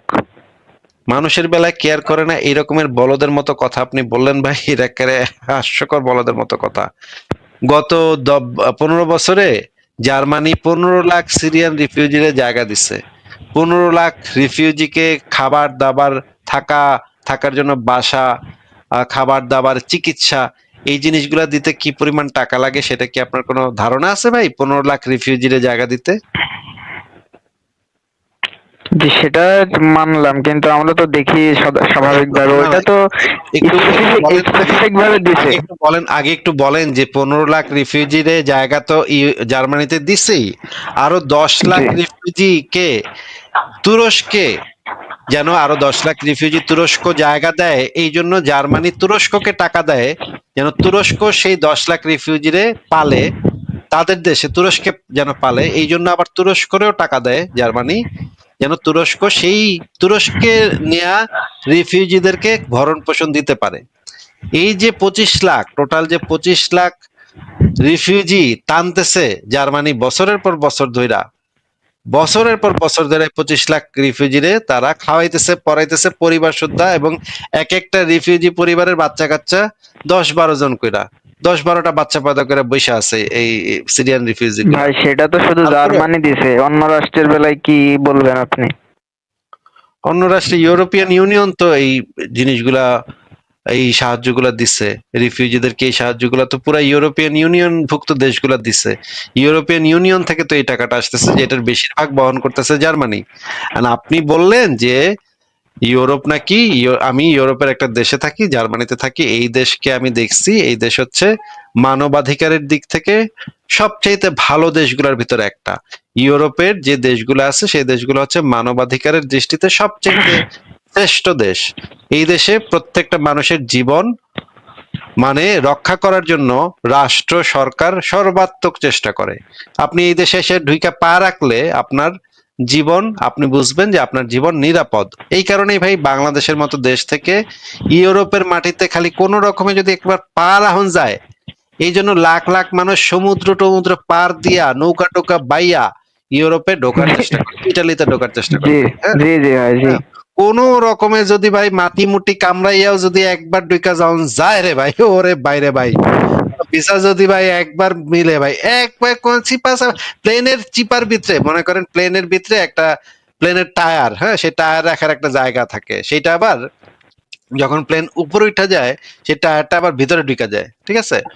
উইটার ভিতরে মানছে গিয়া ঘাপটি মেয়েরা বয়ে থাকে যে ওই টায়ার দইরা আমি যদি ইউরোপে ঢুকে যেতে পারি, হ্যাঁ, ইউরোপে ঢুকে যেতে পারলে আমার জীবন জীবন সেটেলড, আমি একেবারে নিশ্চিন্ত, হ্যাঁ। জি ওই ভাই, আমার মূল টায়ারের ভিতরে পয়েন্টে আসি। ভাই টায়ারের ভিতরে গিয়া ঢুকছে এক বেড়ায়, টায়ার তো প্লেন এবারে তার জানে না যে ওই টায়ারটা আবার ভিতরের দিকে চলে আসে একেবারে, যখন ওই প্লেনটা মানে ইউরোপে গিয়ে নামছে, নামার পর টায়ারটা যখন খুলছে গিয়া দেখে যে চ্যাপটা হয়ে গেছে, বেড়ায় একেবারে থেতলায় গেছে, ওই টায়ারটা দিয়ে একেবারে থেতলা একেবারে ফালাইছে বেটারে, হ্যাঁ। বেটা ওইখানে গিয়ে লুকায় ছিল, ভাবছে এনে লুকায় লুকায় আমি জার্মানি যামুগা, ইউরোপ যামুগা, হ্যাঁ। এই রকমের ঘটনা বাংলাদেশের মানুষ এই কাম করে যে ইউরোপে যাওয়ানোর জন্য এই সমস্ত কাম করে। তাইলে ভাই জার্মানি যদি এতই খারাপ হইতো, তাইলে ভাই মনে করেন আপনার পাকিস্তানের ভিসা দিল আর আফগানিস্তানের ভিসা দিল আর জার্মানির ভিসা দিল, কোন দেশে যাইবেন কোন তো? জার্মানি। ওমা, এটা তো ইহুদি নাসারা নাস্তিক দেশ ভাই, কি কোন? আচ্ছা, সুইডেনের ভিসা দিল, আফগানিস্তানের ভিসা দিল, কোন দেশে যাবেন? সুইডেন সম্পর্কে আমার ধারণা নাই। সুইডেন কি মানে কি ধরনের রাষ্ট্র আর কি? ইউরোপের ভিতর সুইডেন? হ্যাঁ, ইউরোপের ভিতরে সুইডেন, নেদারল্যান্ডস, তারপরে জার্মানি, এগুলা হচ্ছে ইউরোপিয়ান দেশ, ইউরোপিয়ান জি, ইউনিয়ন। তাহলে সুইডেনে যাবো, সমস্যা কি? এই যে দেখেন ইউরোপ শুনে আপনার মনে পাংখা দিয়ে উঠছে, তাই না? যে কোন রকমে যদি ভাই গিয়া সিপা চাপা দিয়ে ঢুকা যাওয়া যায়, তাই তো যে লাইফ জি জি, অবশ্যই। হ্যাঁ, জি এখানে জি তো আর কেউ, এখানে কেউ না খায় মরে না, এখানে কেউ বিনা চিকিৎসায় মরে না, এখানে সবাই মানে একেবারে রাস্তার ফকির টকির পর্যন্ত হাসপাতালে গিয়া পৌঁছাইতে পারলে হাসপাতাল মানে ব্যবস্থা করে দেয়। শিক্ষা এখানে ফ্রি, চিকিৎসা এখানে ফ্রি, আপনার বেসিক যে খাবার দাবার সেগুলো এখানে ফ্রি, সরকার আপনারা দিয়ে দিবে। তাইলে তো ভাই আর কি লাগে জীবনে? আর আপনি কইতাছেন জি ভাই। ইউরোপে মানুষের জীবনের দাম নাই, মানুষ জীবনকে মূল্য দেয় না। ভাই আপনি তো ভাই একটা মানুষের জীবনকে ইউরোপ মূল্য দেয় না, এটাই তো সেক্কারে বেকুবের মতো কথা, বলদের মতো কথা ভাই। শেষে গিয়ে আপনি এমন একটা বলদের মতো কথা কইলেন, সেটা শুনে আমার হাসতে রাষ্ট্রীয়, হাসতে ঠিক আছে। হাসতে হাসতে তা অবস্থা ভুল খারাপ। হতে পারে ভাই, ভুল হতে পারে। এগুলো আর আপনি আসলে রাষ্ট্রীয় ভাবে আর দেওয়া হয়। পাকিস্তানে যান, বাংলাদেশে যান, বাংলাদেশে গিয়ে আপনি, বাংলাদেশে তো 95% মুসলমানের দেশ না ভাই, নাকি? যে মুসলমান আছে কিন্তু মানে 95 ভাই 95% মানুষ তো ইসলাম হ্যাঁ মানে হ্যাঁ হ্যাঁ আল্লাহকে হ্যাঁ, বিশ্বাস তো করে। জি হ্যাঁ, জি আপনি জি কি এটা জি। কইতে পারবেন না? বাংলাদেশের থেকে নিশ্চয়ই জার্মানিতে মানুষ বেশি বেশি আল্লাহ বিশ্বাস করে না। আল্লাহ তো জার্মানিতে কোনো মানুষ বিশ্বাসই করে না, ওই সামান্য কিছু পাওয়া যায়, আল্লাহর তো কোনো বিশ্বাসই নাই। এই দেশে আপনি জার্মানিতে আপনি রাত 3টার সময় বিনা ভয়ে আপনি রাস্তায় ঘোরাঘুরি করতে পারবেন। কিন্তু আপনারা আমি চ্যালেঞ্জ দিতেছি, আপনি আজকে রাত 3টার সময় একটু বাইরে বাইরে বেরেন তো ভাই, বাংলাদেশে ঢাকা শহরে একটু মানে রাস্তায় রাস্তায় একটু ঘুরে আসেন তো ভাই, দেখেন তো মানে আপনার প্যান্ট পুন নিয়ে আপনি জামা কাপড় নিয়ে আপনি দেখেন তো ভাই, লাগবেন বাজি। জি জি, সমস্যা তো আছে। ও আচ্ছা, পাকিস্তানে মনে করেন পাকিস্তানে সন্ধ্যার সময় আপনার বোন কি বাইর হইয়া ইসলামাবাদে না, ইসলামাবাদের বাইরে অন্য কোনো জায়গাতে আহ মানে রাত সন্ধ্যার পরে আপনার বোন রাস্তায় বাইর হয়ে ঘুরা ফিরা, একলা একলা ঘুরা ফিরা 3-4 ঘন্টা বাইরে থেকে আবার বাসায় ফিরবে। এটা করতে পারবে পাকিস্তানে আপনার বোন? না না না আফগানিস্তানে পারবে? না না আহ, এই এক দেশে পারবে না, কিন্তু আমি যে দেশে থাকি এই দেশে টাইমের কোনো বিষয় নাই। যে কোনো সময় আপনার যখন ইচ্ছা আপনি বেড়ে যাবেন, আপনি ছেলে হন মেয়ে হন কি যা হন, এটা দিয়ে কেউ কিছু যাবে আসবে না। যখন ইচ্ছা আপনি বেড়ে যাবেন, যখন ইচ্ছা আসবেন। আপনার আপনার জীবন এখানে নিরাপদ, আপনাকে রাষ্ট্র প্রোটেকশন দিবে, পুলিশ সরকার ভাই, আপনাকে সবকিছুর 100% উপরে দিবে। বিশ্বাসকে মূল্যায়ন দিতে হবে ভাই, সবকিছুর বিশ্বাসকে তো উপরে আপনারা বিশ্বাস। বিশ্বাসকে তো আপনারা বাংলাদেশ, পাকিস্তান, আফগানিস্তানে মূল্য দিতেছেন। মূল্য দিয়ে আপনারা জি দেশগুলা কি করছেন, যেখানে আপনি নিজেই যাইতে চান না, যে সমস্ত দেশে আপনি নিজেই যাইতে চান না, বিশ্বাসকে যারা মূল্য দিয়েছে সেই সমস্ত দেশে আপনি নিজেই যাইতে চান না। আর যে সমস্ত ভাই, দেশ আমি তো বিশ্বাসকে ইউরোপ মূল্য যাচ্ছি দেয় নাই, টাকার জন্য ভাই, আমি তো হ্যাঁ, ইউরোপ যাচ্ছি টাকার জন্য। এই তো, সেটাই তো আমি আপনাকে বলতেছি যে উন্নত জীবন, সুখ স্বাচ্ছন্দ্য, নিশ্চিন্ত জীবন, আইনের শাসন, নিয়ম শৃঙ্খলা, নিরাপত্তা, স্বাস্থ্য নিরাপত্তা, শিক্ষা নিরাপত্তা, আপনার বাচ্চা কাচ্চা হইলে সেই বাচ্চা কাচ্চার স্কুল কলেজ ইউনিভার্সিটি সব ফ্রি। হ্যাঁ, একটা খালি খালি ভাই গিয়া মাটিতে পাটা রাখতে পারলে ভাই, ওরে বাইরে ভাই, হ্যাঁ, কোন রকমের মাটিতে পাটা রাখতে পারলে বাচ্চা কাচ্চা সুদ্ধা সব একদম মানে প্রপার শিক্ষা, একদম খুব ভালো শিক্ষা, সবচেয়ে ভালো হাসপাতালে গিয়ে চিকিৎসা, সবচেয়ে সুন্দর হাসপাতাল এই বাংলাদেশে যে মনে করেন সবচেয়ে ভালো হাসপাতাল কি কোনটা আছে? ল্যাব এইড নাকি কোনটা? অ্যাপোলো নাকি? কি কোন? হ্যাঁ, তানভীর ভাই, আমার বাংলাদেশের ধারণা সবচেয়ে ভালো হাসপাতাল হাসপাতাল কোনটা? অ্যাপোলো নাকি? অ্যাপোলোই সম্ভবত। এখানে সবচেয়ে খারাপ হাসপাতাল ওইটার মতো। হ্যাঁ, ওইখানে গেলে আপনারা ওই একই চিকিৎসা পাবেন। ওই অ্যাপোলোতে আপনি বাংলাদেশে যে চিকিৎসা পান, এখানে একটা জেনারেল হাসপাতালে গেলে সেই চিকিৎসা পাবেন। তাইলে দেখেন ভাই, যে ইসলামী শাসন কি উন্নতিতে বাধাগ্রস্ত, মানে প্রতিবন্ধকতা করে নাকি? তাহলে আপনি তো দেখতেছেন, আপনারা তো আমি বললাম যে বাংলাদেশে তো 95% মানুষই তো আল্লাহরে বিশ্বাস করে, পাকিস্তানে 99 জন এটা মানুষ এটা আল্লাহরে এটা তাদের বিশ্বাস করে না। মানসিকতার দোষ ভাই, এটা তাদের মানসিকতার দোষ। তাইলে মানসিকতার দোষটাই, যে বিশ্বাসী লোকদের মানসিকতার দোষ এত বেশি কেন, যেখানে নাস্তিকদের দেশে মানসিকতাটা অনেক উন্নত দেখা যাচ্ছে। যেই সমস্ত দেশে যত ধর্মহীন মানুষ, জার্মানি, সুইডেন, ডেনমার্ক, এই সমস্ত দেশের বেশিরভাগ মানুষ নাস্তিক, ধর্ম টর্ম মানে না, পাত্তা দেয় না, হাসাহাসি করে। এই স্ক্যান্ডিনেভিয়ান দেশগুলোর বেশিরভাগ মানুষ, বিশেষ করে স্ক্যান্ডিনেভিয়ান দেশগুলোর বেশিরভাগ মানুষ হইতেছে নাস্তিক, তারা কোনো ধর্ম মানে না।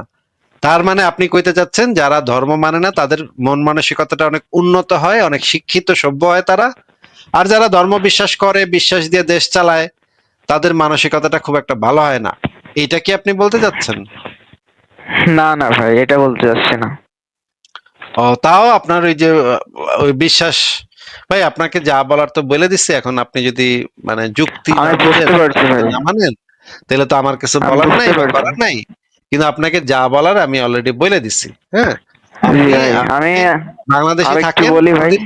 কোনোদিন ইউরোপ না, আর কিছু বলার দরকার নেই আপনার। আপনি কোনোদিন ইউরোপ আমেরিকাতে ঢোকার চেষ্টা করেন না, কারণ এই সমস্ত দেশে ভাই মানুষ ধর্ম টর্ম বিশ্বাস করে না ভাই, মানে না।